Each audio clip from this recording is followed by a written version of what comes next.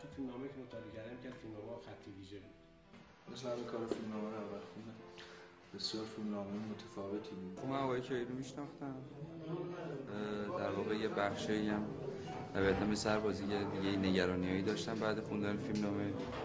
گپ و گفتی که باشون زدم خیلی بخشی از نگرانیم حل شد. کار خوندم و کار دیدیم که خیلی جنس نوعی داشت و در مورد راندخاری بود و فسادهای مادی که اتفاق میفته. ایده این فیلم از یک ماجرای واقعی در واقع شکل گرفت که قصه واقعی گرفتن یه وام بود. خب حتما بعد از اینکه فیلمنامه خونده میشه، چون فیلمنامه خود کیایی نوشته بودن و کارگردانیشون هم که قبلا دیده بودیم خب کارگردان مشخص بود با آقای کیایی اگر استانداردهای کیفی فیلم رعایت بشه جلسات زیادی گذاشتیم و با افراد مختلفی صحبت شد. ببین من به تیم یک دست در واقع یک رنگ و یک پارچه خیلی اعتقاد دارم. فکر میکنم که سینما یه چیز در واقع یک هنر صنعتیه که خیلی متکی به تیم ورکینگ. بسیار پرسندم امیدوارم که فیلم هم مثل پشت صحنه‌اش واقعا فیلم خوبی از آب در بیاد.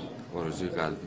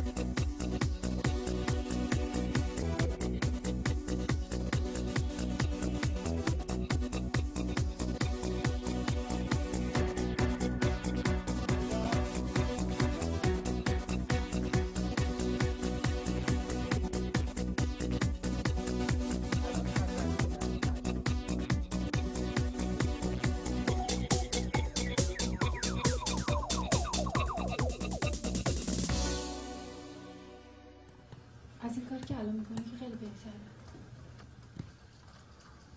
تو خیلی آدم خوبی هستی. می‌دونستی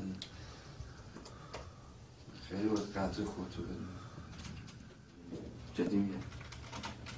از کجا میدونی؟ من میدونم میفهمم. پشا